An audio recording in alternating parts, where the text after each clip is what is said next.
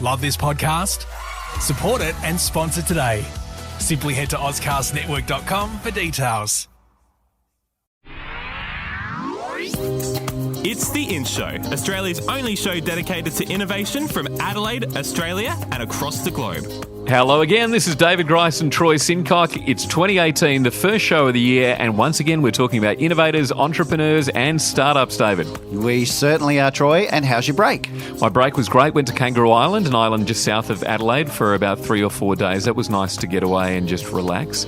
And then came back for Adelaide's New Year's Eve. The Lord Mayor and the Adelaide City Council puts on a big celebration, lots of fireworks and some extraordinary music. I realised in that moment that I could almost see you in the stands of Adelaide Oval just across from Elder Park. Yes, well, you would have seen my back because my back was facing to the way you were. But yep, the fireworks absolutely gave me the fright of my life because, you know, we're sitting in there with 46,000 people watching a game of cricket and all of a sudden, boom, the whole sky just erupts. And, you know, given the nature of those kinds of sounds these days, it frightened a few people, I think. And we should say that wasn't the 12 o'clock fireworks. They do fireworks at 9 o'clock for the families and the younger kids so they can have the experience and then get away. Talking about experiences, though, what cricket is doing innovation-wise is quite extraordinary. You know, we had the day-night test at Adelaide Oval just a few months back. And to think that people go and watch a game of cricket on New Year's Eve, that is an innovation in itself. Well, I think what they've done is they've created a game that is only 3 hours long instead of 5 days long.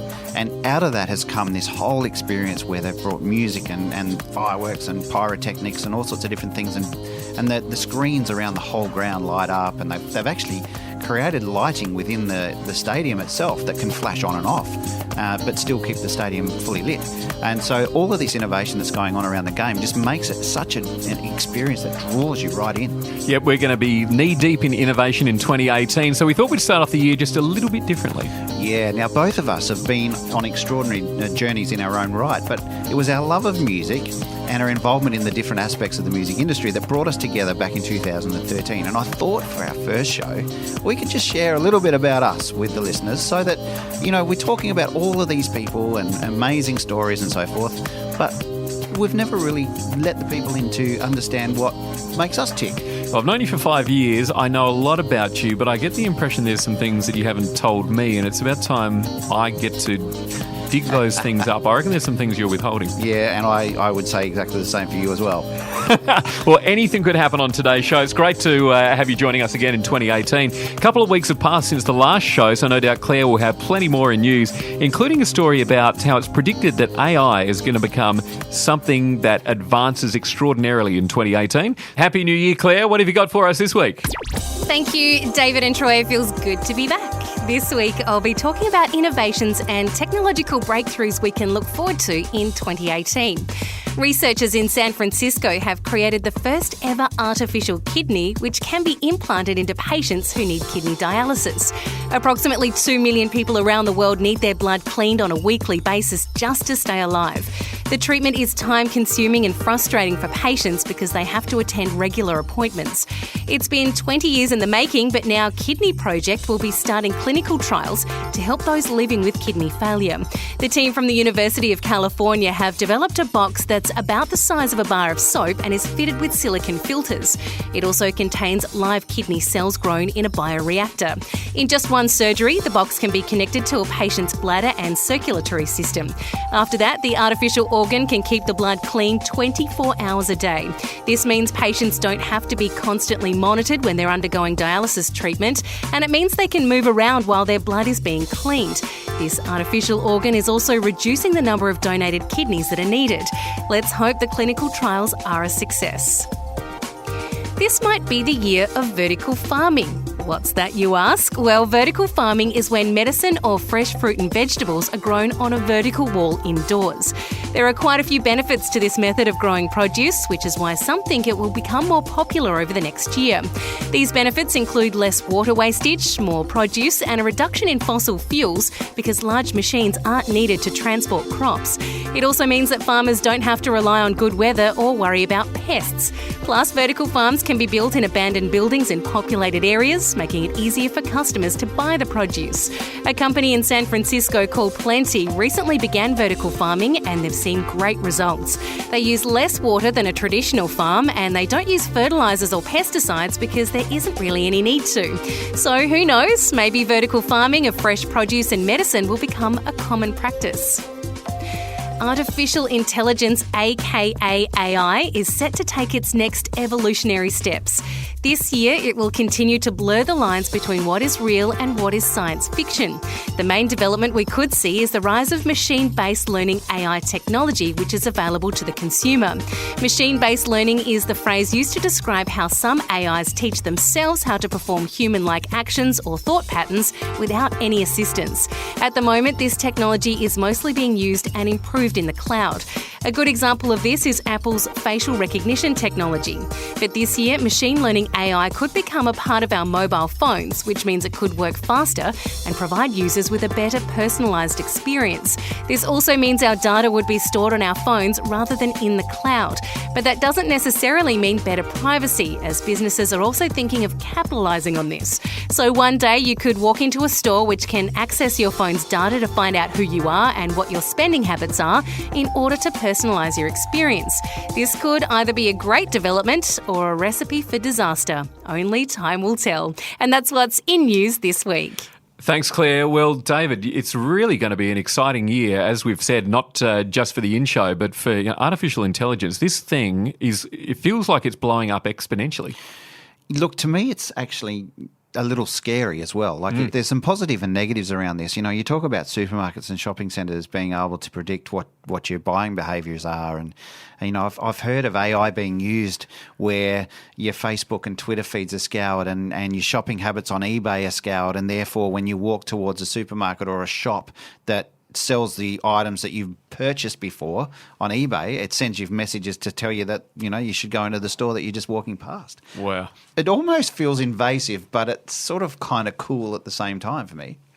And what's the legality around that? I think those questions keep coming up, don't they? When you see people feeling as if their space is being invaded by getting unsolicited text messages. You know, you see a lot of that sort of stuff online when, you know, a company tries to communicate with its customers in that way about something that they haven't asked to receive. Yeah, and I think there's also, you know, stuff around how AI is actually tracking movement. So when it comes to, you know, I know from what I understand that Westfield shopping centres here in South Australia and in fact nationally are able to track where people are moving through the stores or through the mall, just so that they can find out, you know, where there might be bottlenecks in terms of congestion of people, if there's a multitude of people there, or, you know, whether you've spent 10 minutes standing in front of a cafe or whatever it is. So there is a certain amount of invasiveness there, I think.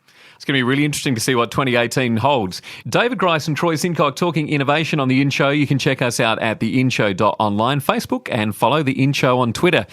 Coming up next, I'm looking forward to this. We'll get to know my co-host, David Grice, a little better and hear about his journey into the world of innovation and his own personal entrepreneurial pursuits. Today we've got a segment called What's In, and this is where we ask some of the key people that we've interviewed some of the things that's in for them right now. We're speaking with Frank Falco. Now, he's the co-founder of A Blockchain Factory, which is founded by a group of professionals with experience in cryptocurrency and blockchain technology. And he's got some things to say about the community feel that Adelaide provides in the business world. I've been talking a lot with the space guys. We've got some great space technology happening in South Australia, and, you know, because we've got that defence background, I mean, years ago I worked for the Submarine Corporation writing some software for them, and I don't think that project got the credit it deserved in terms of the impact it's had on the state and the technology industry as a whole. And we're starting to see that sort of thing coming out in the space guys. There's some really great companies, like I understand that you've talked to Flavia from Fleet and Alex from Myriota. Myriota are doing some amazing things in terms of how you tie satellites to IoT devices and this sort of thing. And it's world-class stuff. And what's really great is they're literally 3 blocks down the road. I can walk in there and sort of look in the window and go, "Hi, Alex," and go and say hi to the guys, you know. And that's what I mean about Adelaide, you know. You know, it's sort of great that you can just walk around and sort of go, well, there's there's that company and this one. And, Internode's office used to be, still is, on Brentwood Street. We got one of the great health software companies around. Alcidion are doing some amazing stuff, and virtually no one in Adelaide knows they exist. They've been around for more than 10 years, and they've got some of the best software I've seen in a long time. Fantastic stuff. We've got some great things going on, but I think in terms of transitioning to new technologies in South Australia, things like space, software, some of the reality stuff, but even in some of the non-technical things, we should be looking at some of the agriculture stuff. There's some opportunities we should have seized, that may or may not happen. We've got some great opportunities here if we just embrace them and get on with them. So, yeah, it's exciting stuff. It's David Grice and Troy Sincock, and if you've missed an episode, make sure you subscribe to the In Show podcast on iTunes.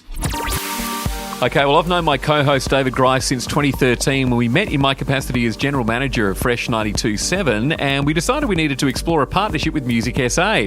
They're a not-for-profit that nurtures careers in the contemporary music industry and delivers cultural and economic benefits to artists, residents, businesses, visitors, and ultimately global audiences. Now, at the time, David, you were General Manager of Music SA, so was it in fact music that kicked off your career, or was it the carpentry that came first, or were you doing both simultaneously? Well, actually, I am told by my father that I could sing words before I could speak them. So as a child, I was singing all the time, and that turned into my dad giving me the opportunity to sing on a children's musical. He was a Baptist music pastor, and so I got to sing on a kids' musical in the studio at age 6 and told Dad that that's what I was going to do for the rest of my life. And it came close to becoming that way for you too. You got a record contract at a very young age. Yeah, I was 19 when that happened. I got signed by a record label out of Nashville, or just out of Nashville, in a little town called Knoxville. And they were called Mercy Street Records, and my band Big Noise got signed, and I was going to, have a life of international superstardom, so I thought. Yeah, exactly as you declared to your dad all those years ago. So how did that go for you? When I told Dad that, I was going to do music for the rest of my life, my dad told me, "You've got to get a real job, son. If you're going to do that music thing, you've got to get a real job." Now, this is coming from a music pastor, so he had music as part of his life, all through his career. Sure. But for me, so I got to midway through school, and year 10, year 11, thought school wasn't for me. It wasn't teaching me how to be a rock star. That's all I wanted to be. And I told Dad I was going to leave, and he told me I've got to get a job. So I did a carpentry apprenticeship. I was kind of, handy with my hands. I loved tinkering around in Dad's shed and building things and stuff. And by the time I'd finished my carpentry apprenticeship, a month later, I was on a plane to America.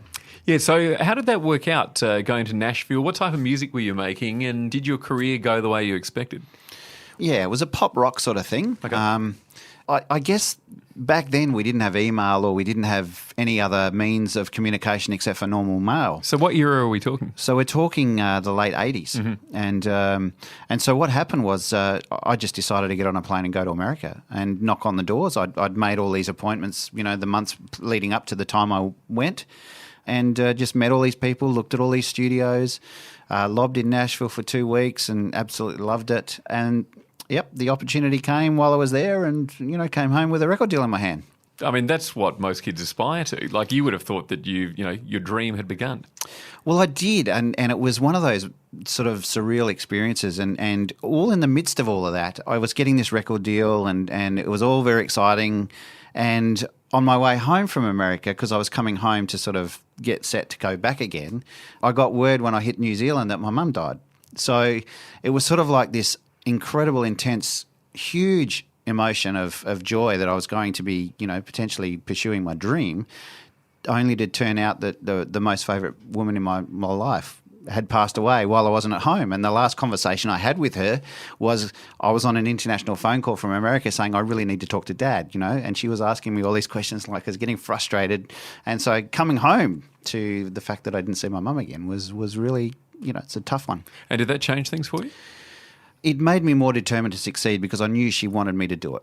Mm-hmm, mm-hmm. And she was really proud of where I was and what I'd actually achieved to that point. And I guess it gave me that real determination. But what I didn't realise is that when she passed was the last time I'd actually written a song, which was really amazing. So, so it was like At the time, I didn't realise it, but months and months as they sort of progressed down the track and the history unfolded, it actually stopped what was driving my creativity in that moment of my life. Wow, that's amazing to think that it had impact far greater than just the impact of having a parent die, that it actually affected your course of life so dramatically, and particularly given that since the age of 6 your heart had been set on this area. Like that's a big thing. Yeah, it is. But I guess for me, in looking back at it, my heart was set on being a musician. It didn't necessarily matter what music I was playing.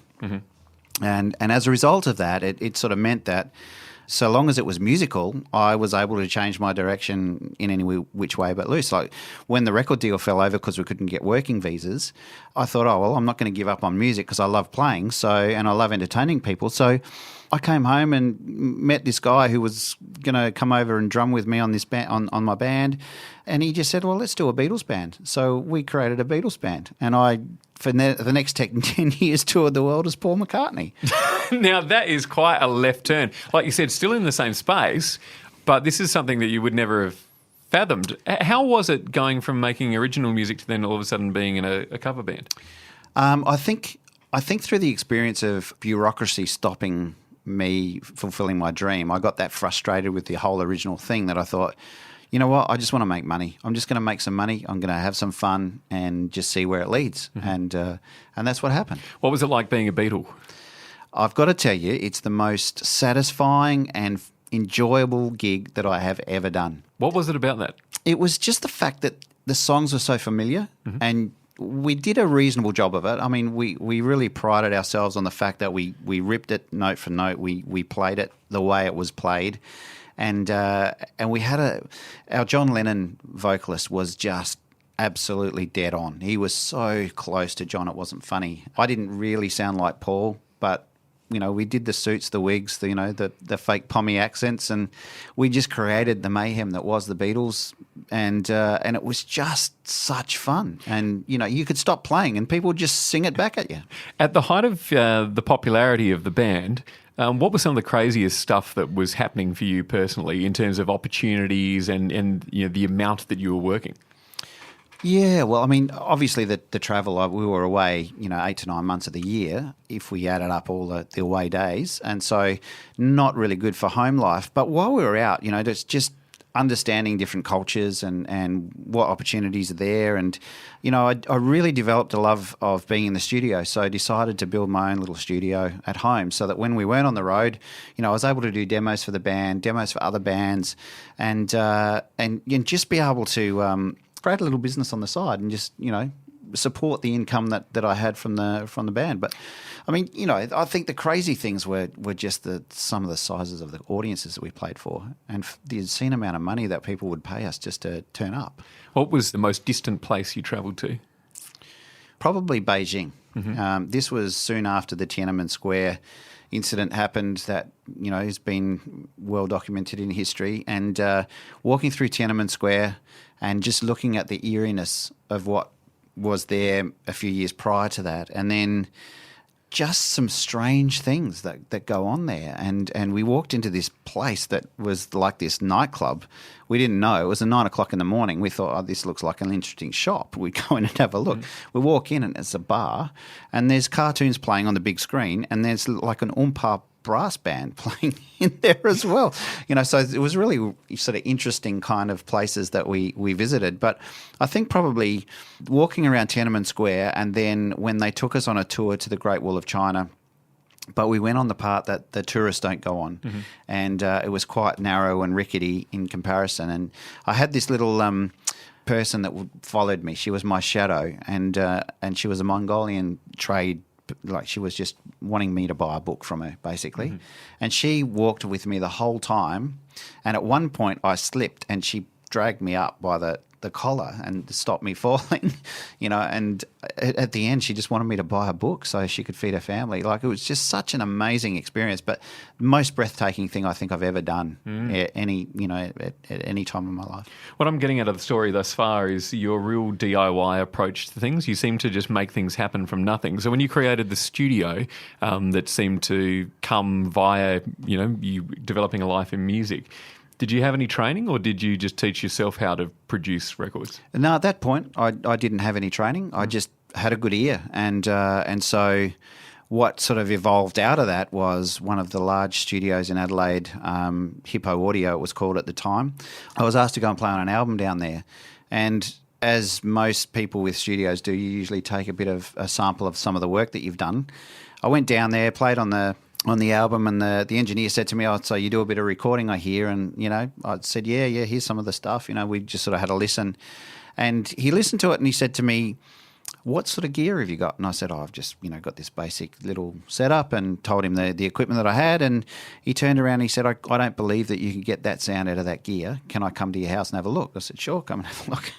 And then it was at that moment that he said, "I want you to work for me when you're not on the road."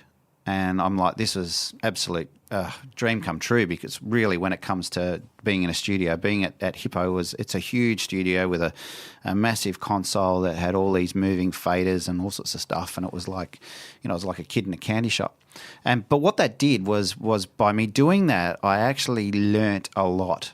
In terms of the engineering side, so the sort of the more science of it, I learnt how to break rules, and fortunately, my guy that was the owner of the place, he was one that was really open to just changing the game, and so that meant that we could be really, really creative. We were using Piccadilly water bottles, the great big 20-litre things, hitting them with our elbow with a jumper on, so that it would just make this deep thud through the spout, and we'd put that in the microphone, and that'd be the sound we use for the kick drum, stuff like that, and emptying cutlery drawers on the tiled floors just to get a sound effect and things like that. It was just fantastic. And this was the days prior to computers too. Wow. And so this is, that's innovation at its rawest possible level. Well, I call it creativity. When you're putting something like that, a noise like that, into a piece of music, that's I think that's pretty special. Absolutely. Yeah. What was the next step from there? So I was still touring and I was working at Hippo. One of the clients that I had in my home studio was a guy that did VHS duplication. He had a company called CityDub, and within that company they also had a video editing suite. And I kind of looked at that and thought to myself, well, nobody's really brought video and audio together in such a way that it sort of has a seamless operation. I said, maybe I could look at, and he told me he was selling his company, and maybe I could look at buying it and see what I can make of it. Move the studio into the city, make it bigger, blah, blah, blah. Worked out that, all worked out, and I could buy it, and bought the company and built the studio, moved it into the city. And then, we turned over a $600,000 business into $1.3 million in the first 18 months, just simply because we had some energy and drive, and, we're doing 800,000 VHS tapes a year and all this sort of stuff, employing 14 people. So I went from being a, pretty free-loving musician in a band to employing 14 people and making quite a successful little company that still exists today. What was the biggest challenge going from being a musician to a business owner? Probably giving up being in front of people on the stage. I think probably was one of the biggest sacrifices that I had to make. Not that I'm unhappy that I had to make that sacrifice, because I kind of was at a point where I thought I can't keep going, through to my 30s and late 30s and 40s, being on a stage trying to entertain people and out so late at night and up so early in the morning and all sorts of stuff. So I just thought I needed something more. I needed something else to take me past the playing and singing. I guess I was trying to look at ways to evolve my career beyond that. But I suppose, others have proven that you can do that sort of into your older years. You take a look at people like the Rolling Stones and, acts of that kind. Was there something that was part of this owning a business and sort of really being master of your own destiny that had you go, you know what, I could make a fist of this and this could be fulfilling? Yeah, absolutely. It definitely was. And I certainly felt like a master of my own destiny. I thought at that time that, I was buying a business and building a business that was going to be for the rest of my life. I didn't think I was ever going to change from it because I loved it. And I just didn't get out of bed thinking that I was going to work. I was just going to my passion. And often that meant that, I was at my passion till 10, 12 at night too, because, when you're producing people's records and that sort of thing, it's just, it's pretty crazy. Tell me about some of those recording experiences. Is there anyone of note that you ever recorded? Yeah, there's quite a few, but probably the most dramatic was when I recorded this young fella. He came into the studio. He was a bushy-haired guy, 14 years old, never been in the studio before, and because of the experience that I've had previously with working with kids, I would record everything. So before he came, I'd set all of the stuff up. He was coming in to sing, so I'd set everything up, the headphones for him when he walked into the studio. And for those of you that don't know the recording process, you put all the music instruments down first individually, and then you lay the vocals in on top. So we were at that stage where we were laying the vocals in. And this little kid walked into the studio, and so I had a quick "G'day, how you going?" and then put him into the booth, set up the microphone, put the headphones on. I said, I'm just going to play it through. I want you to sing along with it just so that you can get it used to what it feels like and all that sort of stuff. And he sang, and I just couldn't believe what I was hearing back. It was just absolutely like something beyond belief. And when he'd finished, I just called him into the vocal booth. And this studio, into the control room. And this studio was quite big. It had a large control room, and you could walk out one side of it and walk right around the hallway and then come back in the other end. So when he walked in, I grabbed the stress ball. They had a Hippo stress ball on the desk, and I just threw it down on the desk, and I said, "It's because of guys like you that I'm never going to sing again." And I bolted out and walked around, and it was taking 20 seconds or something to walk around and come back in the other side. And the poor kid had this horrified look on his face. And I said to him, that was the most insane singing that I'd ever heard, and that that if he wanted to do another take, he could, but would he like to listen to what he just recorded? And he said, "Oh, no, I think I can do another one." So he did another one, and we used 2 lines out of the second take and used the whole warm-up take as his final on the record. And that young fella went on to win the first Australian Idol, young Guy Sebastian. Wow. And what an accomplished, musician he is now. Oh, just incredible. And he still remembers that time. I saw him only a year ago, and he just, poured his heart out and said, "How you going?" and just remembers that experience like it was yesterday. It's fantastic. Now, obviously, you're not doing that now, but you've run venues, you've done all, like I said, we met when you were at Music SA, you've done all sorts of things since then. Yeah, look, I mean, I guess, again, going back to wanting to stay within the music industry, across the board was probably what drove me to all of the different things I've done. So, yeah, you're right. I mean, I sold out of the studio, and that was at a time when I just needed to get some clear headspace, thinking that I was never going to get back into music again, even though I knew I would. Within 4 weeks, I was then programming the music at a venue.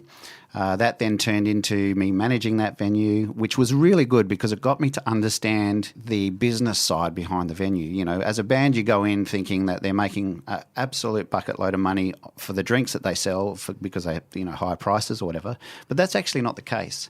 When you think about the refrigeration, the rent, the light, the power, all of those things, the glasses, the amount of glasses that get smashed, all that stuff. You actually then understand how little venues actually make out of the alcohol sales, and it's the food and the other things, that the add-ons that they make. And so while I was learning about that, we were very involved at the time with that venue with the Fringe, and we were doing 70 to 90 Fringe shows over the 4 weeks of the Adelaide Fringe. And so that was just nuts.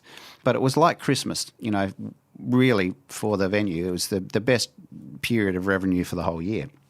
And I came up with this stupid idea to turn an abandoned bus station into a Fringe venue, which is dedicated to live music, back in 2012. Everyone thought I was dreaming, but I did it. And in 2013, the depot happened, and then, we had 58,000 people through. We did 70 shows there, 90 shows in at the Promethean, which was the venue, and I played in 8 as well that year. And got exhausted, and that's when the opportunity to work with Music SA came, because I think some of the work that I'd done with council and the government and so forth just sort of, I guess, flagged a bit of attention. And I was actually, previous to that, I was on the board of Music SA anyway, so I was able to jump into the role. Now, before we go down that path, tell people about the depot and what it actually was? What period of time was it on? How many hours was put in? And what was the concept of the depot? Well, I guess where it started was we have a bus terminal where all of the interstate buses come into Adelaide. And, you're coming in from Sydney or Melbourne, you get off at the bus terminal and you look out on this eyesore of a building, which was the old the station. And they had all the cyclone fencing around it. And I was actually really embarrassed by that because I'm really proud of my city. And so I wondered what I could do to reinvigorate that space. And so I went to the council, and because I was fairly connected within the council at that point, and just asked them, what was earmarked for the venue, for that place. And they said, well, it was going to be redeveloped at some point, but at this stage there was nothing. And I just flagged with them the idea of, well, what if we could turn this into a festival venue for the 4 weeks of the Adelaide Fringe from middle of Feb, mid-March and 13, and just, create something out of that space to make it feel like when people come in, there's some energy in the city. It took a long, long time to get through, but then the vision for it was really to have a place where families could come during the day and adults could come during the night, have food, vendors, massive bar. We put on, like I said, 70 music performances there. It was the first time the Adelaide Fringe ever had a music section in the Fringe Guide because there was that much going on, which was, I suppose a fairly pioneering thing because from every year from then on in, it's happened. And, I guess what we wanted to do is get some named artists. We wanted to put on parties in the shed where basically, people could go and get painted with fluorescent paint, put on a onesie, and you go in and at midnight you squirt yourself with a fluorescent bottle. And we sold those things out. We were putting on one thinking we'd sell it out, but, that sold out in 45 minutes. So we put on a second one in the second week. That sold out in 3 minutes. And the third one that we put on sold out in 45 seconds.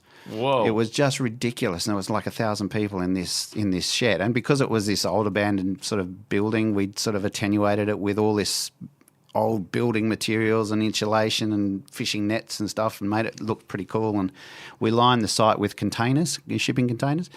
And then, I guess the whole thing was really just to create an inner city vibe that was different to what was over the other side of town on the East End where the Garden of Unearthly Delights resides and those sorts of things. So it was a really, really exciting time and just to be able to negotiate it, deliver it and then live through it was crazy.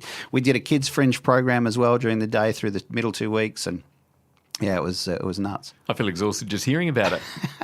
So there you were thinking that you were going to be a signed artist in your early years. You ended up in a cover band. You found yourself working in music production. You then, have developed this new, concept as part of an arts festival. And then next you were at the helm of a music arts organisation. Yeah, I mean, I kind of never really dreamt that I'd get to that point, but because I was passionate about giving back to the industry that had served me so well, it seemed like a logical next step for me.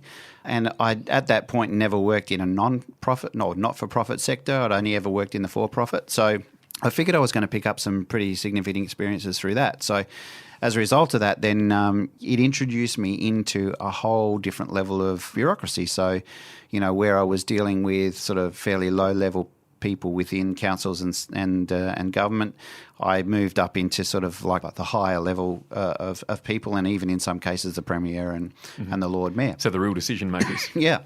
So it was absolutely pivotal for me to get into that network of people, because what that opened for me was a whole new area of thinking that I think probably without thinking about it I was doing.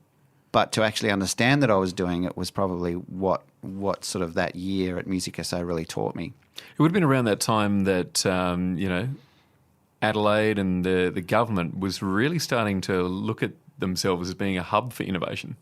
And also music at the same time. So the Premier was also the Arts Minister, so we got a fair bit of kudos through government, through the Premier, which was really, really good, and some new funding models opened up, and the St Paul's Creative Centre opened up, and so it was really, really interesting, because when we started to talk to the Department of Innovation, which was called Department for Manufacturing Department for Mining, Innovation, Resources and Energy, or something like that, DMITA it's called. When we were talking to those people, they were looking at how they could apply an industrial lens across the music industry, because they saw it as an industry that the Premier was passionate about. So how can we make more of an industrial view on this?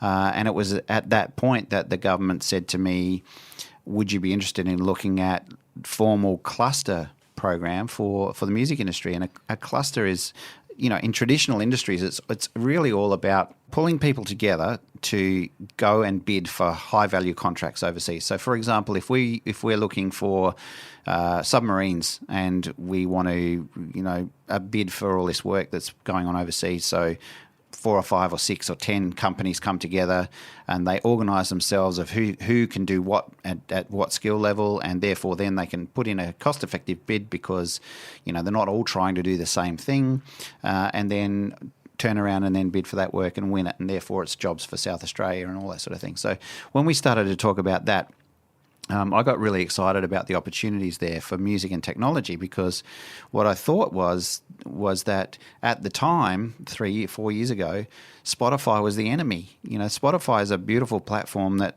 actually is starting to pay the artists really, really well. But at the time, it was seen as just such disruption that it was just going to devastate and completely, eliminate the music industry. Looking at how music and technology could come together was something that really excited me, and it was something that I was, reasonably sort of au fait with because of the experiences that I had and that sort of thing. So, the government came to me and asked if I'd look at the clustering model, and I put my hand up, and we formed a not-for-profit organisation called Musitech, and then we sought out opportunities all around the world that we could use locals to come together to fulfil. Tell me about some of the exciting work that you were doing as part of Musitech. I think probably the most exciting part was the being able to spin out 8 different companies that are still in different levels of development right now.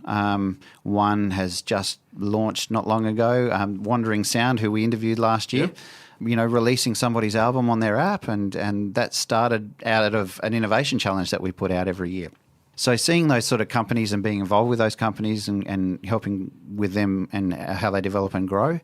I think one of the other things that was probably I'm most proud of is the fact that we were able to strike up an MOU with the Berklee College of Music, based in Boston, to look at how we could get students from Adelaide and students from Berklee to explore the intersection of music and health and technology, and look at how we can create better ways of life through, things like, being able to provide a clarinet that has sensors in it that helps kids with asthma and stuff like that. So there was all sorts of different things that we'd explored and were exploring doing, but that needed some further funding to get it off the ground, and that's still sitting there. The relationship hasn't gone away by any stretch of the imagination. It's certainly still there.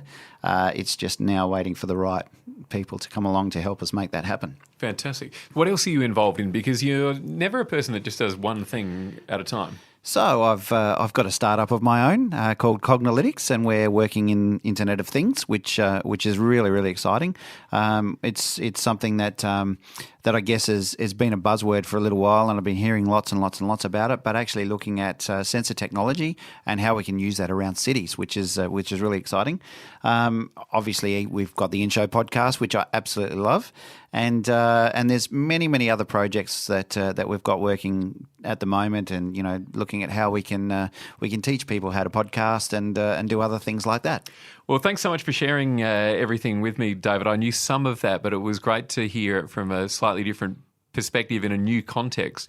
I've got to say, it's been extraordinary to think where you began and what you're doing now, but then to look at some of the common threads that we've seen through your life. And that's, so much a part of the interviews that we've done in 2017, where people start somewhere but end somewhere completely differently, but you can really sense that the passion has always been there, and sometimes it just sort of raises its head, other times it's a bit hidden from view, and then all of a sudden there are those moments when things start gelling and great things start happening for people. Yeah, it's really interesting because, often when you look back at your journey and you think, I learned all these different things along the way, but there's never seems to be a moment that they all culminate in one place. And often when they start to is the time where it's just so, it's enriching and exciting. Absolutely. For more in innovation, you can subscribe to the In Show podcast, and we're on Facebook and Twitter as well. Next, we find out a little bit more about my co-host, Troy Sincock, and find out how he came to be at the helm of one of the leading radio stations in the community radio sector, and then join me here on the In Show.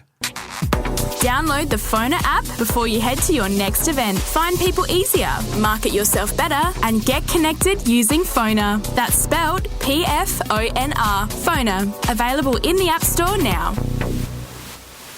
Hi, I'm Nicole Henderson from Plate, and you're with Troy and David on The In Show. The In Show.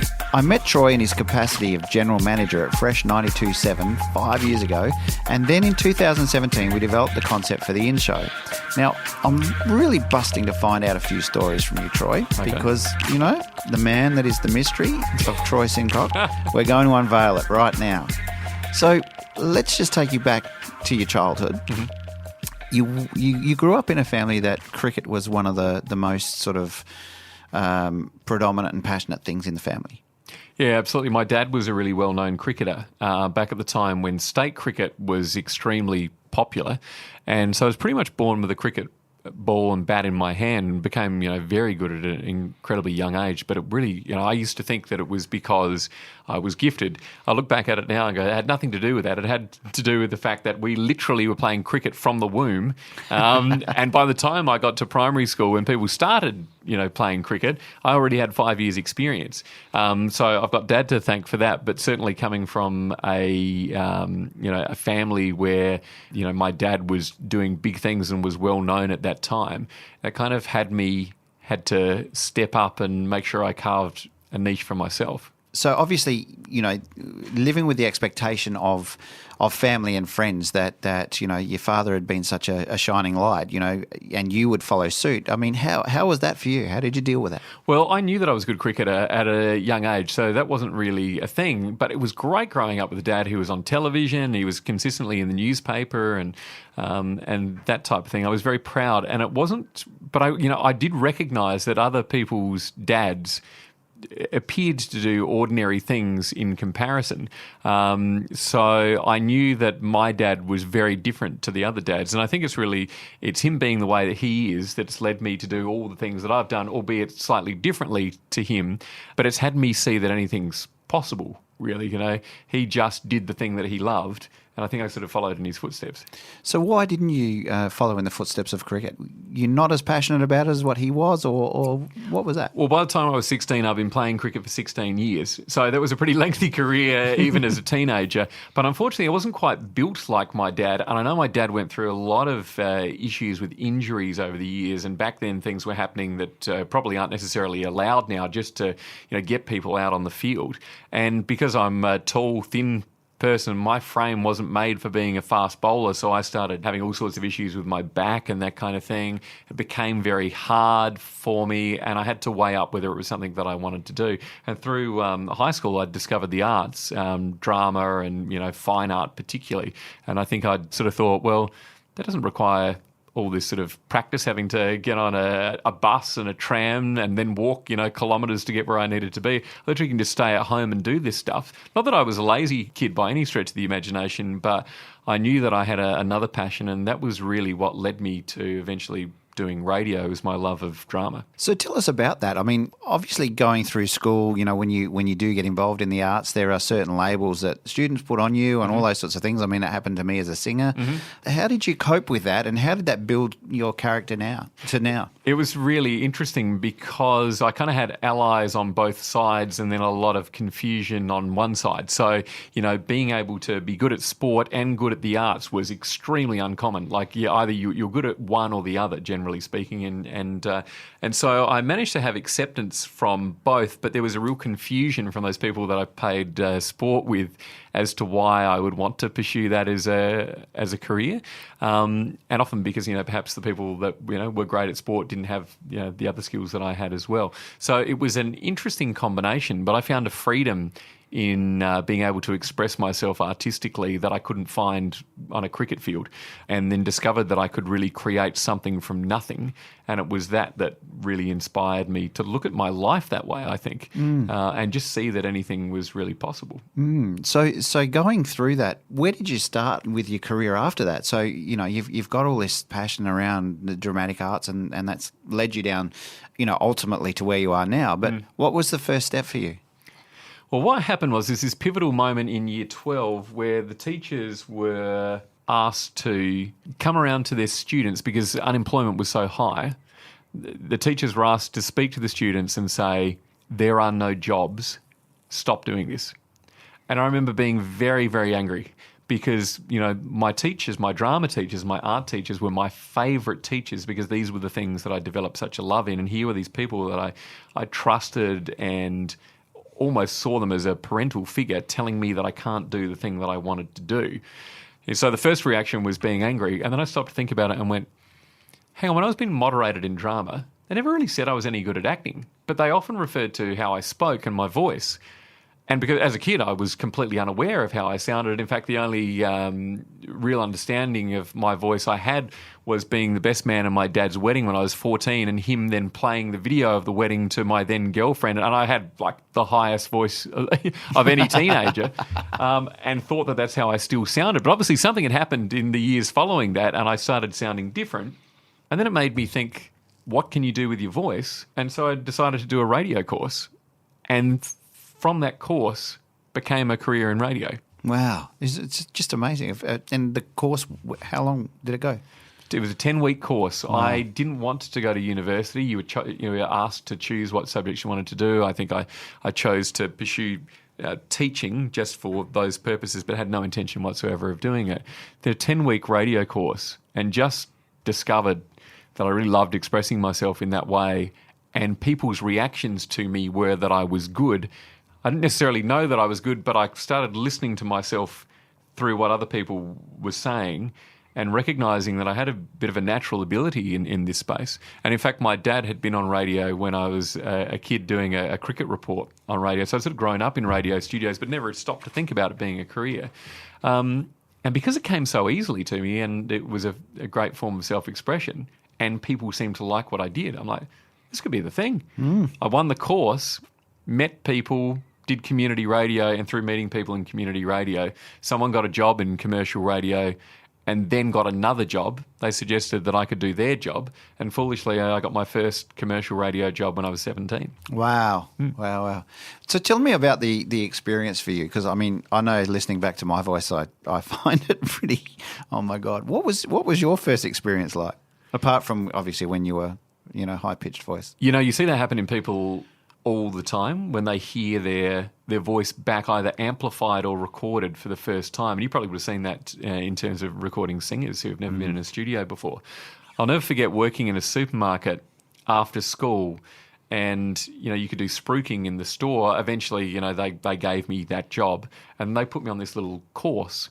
And I remember being in a room with people that had been told that was going to be their job, but had no experience in it whatsoever. And, having them hear their voices for the first time and just the shock and horror that they sounded that way. I remember just feeling that because I used to learn my lines for drama by recording all the other lines in the script into a cassette player, and then once those lines were delivered, I'd press pause, then deliver my lines, I started getting an understanding of how I sounded. I didn't like how I sounded at all. In fact, I was kind of disappointed with the way I sounded, but I'm like, well, that's the voice I've got, so I'll just keep doing this. And then eventually I just developed more awareness of it. And that was at a time also when radio kind of required you to sound a certain way. That's not how it is anymore. Yeah. So your first job, what station was it with? It's working at 5AD, which is now Mix 102.3. Yep. And I was the youngest on staff by a significant amount. I remember working with all these people who were double my age and firstly going, okay, these people are my parents' age, and then realising that I felt some of them were less mature than I was. I was going, wow, dude, people that are like parents that have kids actually seem, younger than kids at times. I remember realising that, but then also realising what an extraordinary opportunity it was just to watch people who'd been learning their craft for decades and making it look effortless be able to come to work and just witness that. I think more than being taught anything specifically, just the ability to observe others operating at a really high level has had such enormous impact on me, in the same way that my dad playing cricket at a high level had impact on my performance as a cricketer. I think I just started learning how to do radio very quickly and at a young age. And what was your favourite part about the learnings that you had? Was there anyone specific that was the pivotal kind of, the one that taught you the most, or you sort of got under their wing as your mentor kind of thing? And well, I think it was just more people that I used to listen to on the radio as a kid, because my parents would choose to listen to those stations, and so just by default that's who was on. So these voices that I'd grown up with, all of a sudden I was in the room with these people, and while no one necessarily took me under their wing per se, I just thought it was extraordinary to be able to work side to side with these people that were much older than me, who were doing exactly what I wanted to do. And who had this extraordinary command of the radio audience, but also of the staff, like how they were seen within the eyes of the staff as like the key people on staff, like the breakfast hosts. And, the 5DN was a talkback station in the same building. Jeremy Cordeaux did a talkback show and was also the owner of the business at the time.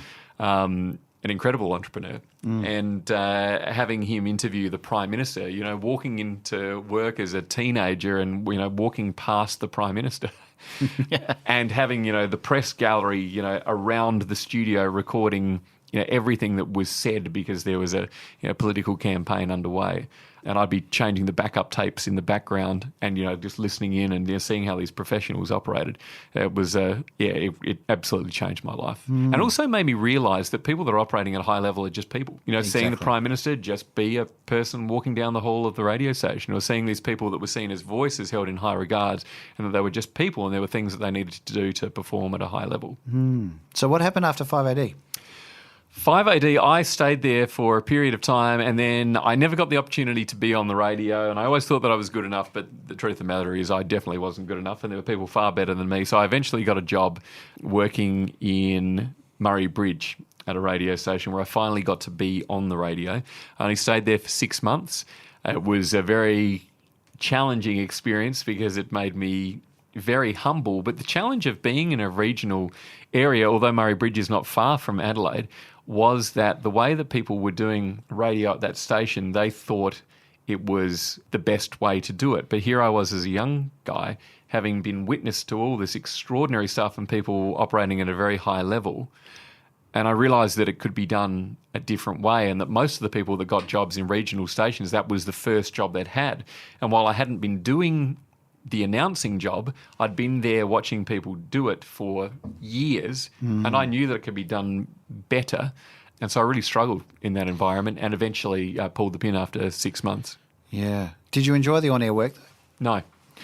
I enjoyed the opportunity of being on air, but I never connected with the audience, and it felt like an afterthought because ultimately it was a small business just, trying to make money and stay alive. And I didn't live in Murray Bridge. I continued to live in Adelaide, so there was no connectivity between me and the audience, and it ended up ultimately feeling a bit sort of shallow for me. Yeah, right.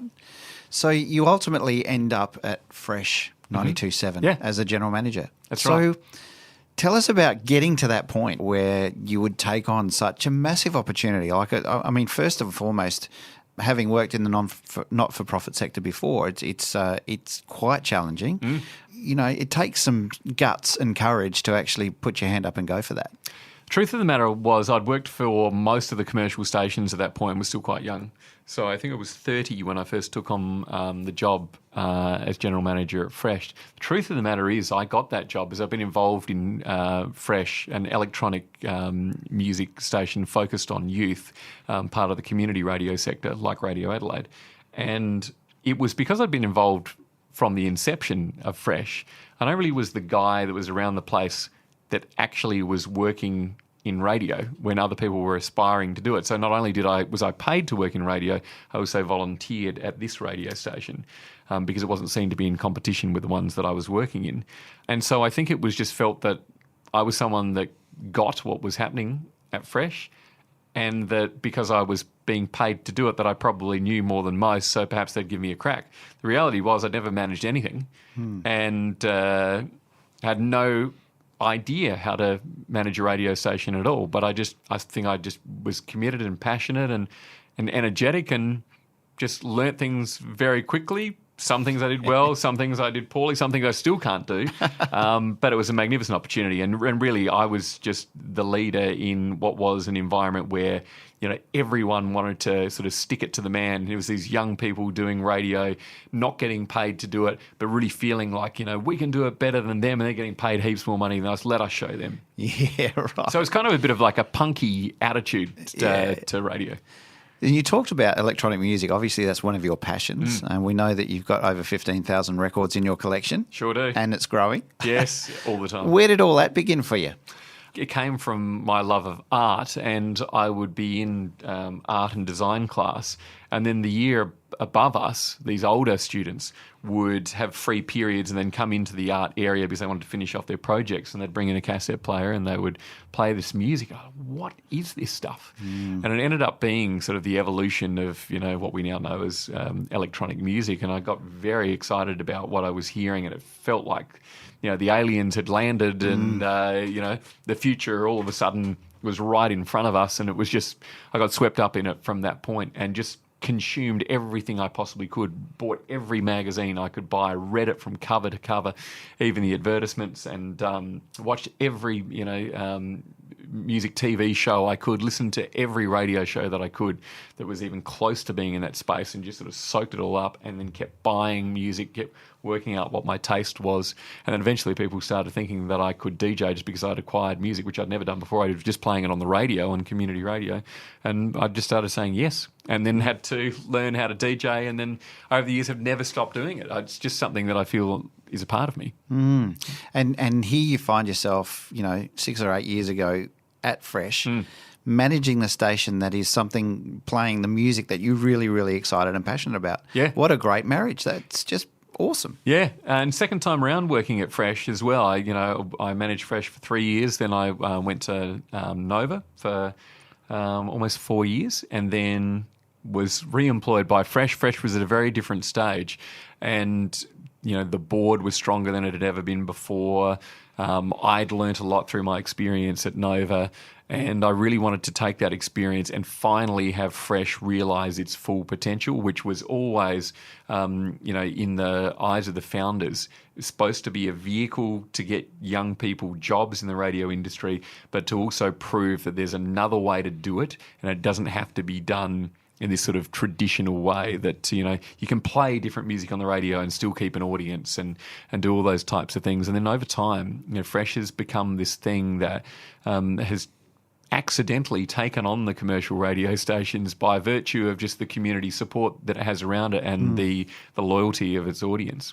Yeah, and I think the astounding thing about Fresh is watching its journey over the last 5 years particularly has been its growth in terms of the listenership and the innovation that you're doing as a station to really embrace what it is to actually be community as well. Yeah, we were one of the fastest moving small businesses in 2016. In fact, we were in the top 25 in the state, which was extraordinary. We were the only arts organisation and the only not-for-profit. And, that just happened from raw passion and creativity and extraordinary community support. It's all those things marrying together, and just some very, very talented young people who just wanted to make an impact.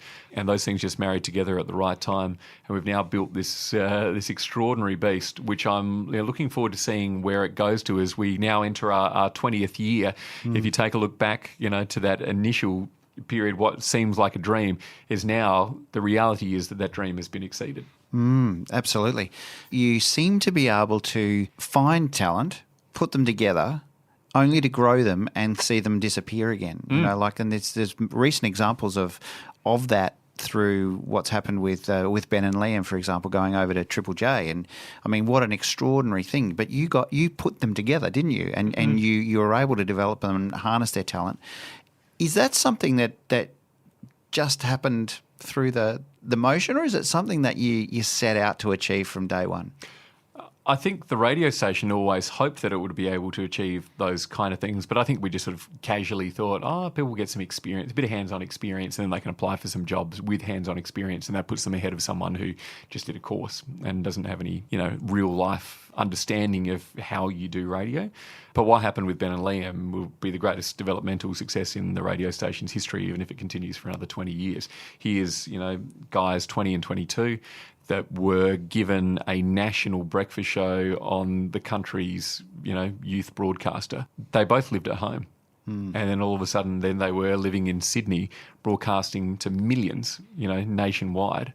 Even for me, that, exceeds what we set out to try and achieve. Yeah. Yeah, it's really, really exciting. But I think the thing that I get the most satisfaction out of is people that come in just feeling like they'd like to contribute, be part of something, don't really know what they have to offer, and then discover that some of their talents lie within areas that we cover in the radio station. Of course, the radio station is far more than what just goes on in the studio. There's lots of people behind the scenes. In fact, the bulk of people are behind the scenes helping to make those people on the radio sound good. And having those people just see radio as what's going on in the studio, then get involved, then realising, hang on, I could probably get a job here, and then going on to do it exceptionally well, win awards themselves and that kind of thing. That's really exciting. And then when they look back at Fresh and what that experience meant to them in achieving, what they've achieved professionally is that's a lovely thing. It feels like it comes full circle that way. Yeah, yeah. And we've talked a lot about this on the in-show anyway, about how the evolution of the traditional radio station has to change over the coming years. Yeah. Are you seeing that change? Well, first and foremost, what is it? And then second is are you seeing that as something that is going to be sooner than later? Yeah, absolutely. I think that with radio, well, let's face it, we're doing a radio show and a podcast simultaneously. That really excites me. I think it's been a great industry for being able to, evolve over time, and I've been involved in it for some 25 years or so. And to think the first radio station I worked at didn't have a website. I mean, I just can't even get my head around that, and I can't believe that the first time that I managed Fresh before I went to Nova, we were using MySpace, and YouTube had only just begun. Literally, it was a thing that we heard about that no one was really, we knew that it was building, but I didn't access it too often. And then to what it is now, I think that's really exciting. You've got to embrace these things. But what radio has become is very different. You have to be in lots of spaces simultaneously. The advantage of radio is its mobility in terms of all the media that's available. You don't have to, picking up a newspaper is kind of really hard to do for a young person. Whereas, if you're in a car or if you've got a mobile phone, you can still listen to radio. That's been the real advantage of it. But what we're seeing now is that, people have more dimensions to them than just every day wanting to listen to the radio. Some people want to, but other people will wake up going, not really in the mood for that today, or I want to check out something else. So they'll utilise other platforms, which then makes that, listening to things on demand even more important. So I think that's where we're seeing podcasts really start to become popular in much the way that, watching television on demand is also become a thing where once upon a time we'd all sit down and watch the nightly news at 6 o'clock. You'd be crowded around the television. That really wasn't that long ago. Whereas now, there it is to watch whenever you want to watch it, and that's even like your local bulletin. So I think that's where it's going. But it's really it's working in with people's lifestyles more than anything. And, the way that you capture listeners has always been about looking at what people do rather than looking at what you do and forcing it upon people. That's never going to win. One thing that's been sort of striking me as we've been talking is we talked about sort of my journey and my focus being on music. We've got a very similar journey in the sense that you had a focus on radio. You wanted to get into that medium, and you did it, and you changed, and you shifted direction. How did you feel through that? Was that something that was deliberate? Did you actually look for opportunities and say, I want to go to this step and then go for that? Or was it just you just allowed it to happen? I've just allowed it to happen, but at the heart of everything has always been the desire to share things with people. And not keep them to myself. When I discover something that I think's outstanding, doesn't matter what it is. Could be fashion, could be music, could be a book, could be a movie that I went to go and see. It could be a place that I visited. I'm one of those types of people that just wants to tell other people about it and have them experience what I've had the good fortune of experiencing myself. And if I look at all of those things I just mentioned, like each of those things shape who I am. We've all had the experience of watching a movie that's just moves you in a way that you sort of come out of the cinema or you come away from the screen just that little bit different. It makes you think a little bit differently. And that's always been my desire. Getting involved in radio was always because I developed a love for music and I wanted to be able to share the music that I loved, which wasn't readily available on the radio, with larger groups of people. It's why I became a DJ. It's why I'm so passionate about being involved in Fresh, is because, as you said, it marries my two loves, electronic music and the vehicle of radio to get it out there, and what radio has now become. So it's always been about sharing. It's not about me, it's about people. Inspirational. Thank you for that, sharing that story. I mean, I've learned, again, more and more through this conversation, more about how inspiring you are as a human, but also about how underlying everything you do is people. And that's something that I think we could all learn from. Thank you. And you know what? That's what I love so much about the In-Show. When you created the concept for the show and I thought that I could assist you, I definitely think I thought I was out of my depth. Here's a guy that ultimately loves music that wants to share it on the radio. And here I was thinking, that would be interesting because it's something I wouldn't otherwise do. I can help David with the structure here. Thinking that we're going to be talking about all these technical things that are going to be over my head. I'm not great in that area. But what I've discovered in the last 6 months since we've been doing the show is that everyone that we're talking to has passion, has commitment, has a deep desire to make things better.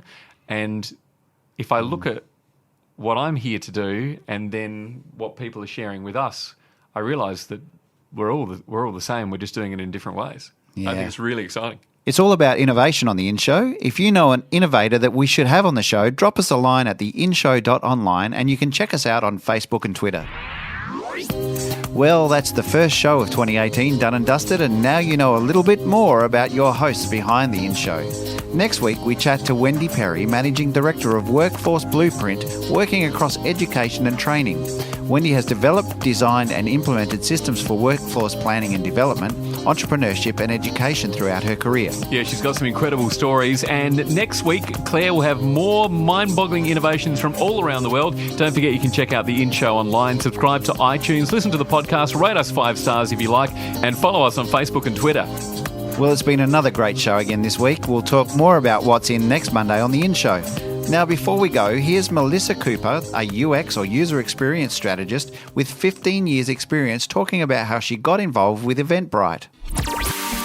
I was in Sydney working for News at the time, and I'd been in Sydney in the media doing UX for Fairfax ABC News. I'm kind of really into how news is created at the time, and I sort of was starting to feel a bit like a change, and I kind of had this moment where I was like, why not just go to Mecca? And so I decided that what I would do first was go for a holiday, and so I went for a holiday, and Eventbrite was one of the brands at the time that I knew, because I've been to plenty of tech events in Sydney, via the platform. And I got out there and I was fortunate enough to interview. Went through 3 rigorous rounds and met a bunch of people in the organisation and the founders. And at that time, they were actually pretty surprised that this Australian from, the other side of the world had even heard of them.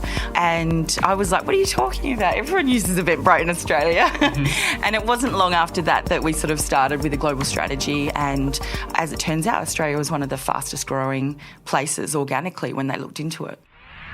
The In-Show, presented by David Grice and Troy Sincock. News by Shannon Corvo and Claire Murphy. Music by Zach Grice. Produced by Jason Walker. Subscribe to the In-Show podcast on iTunes. A Dave and the Beanstalk production.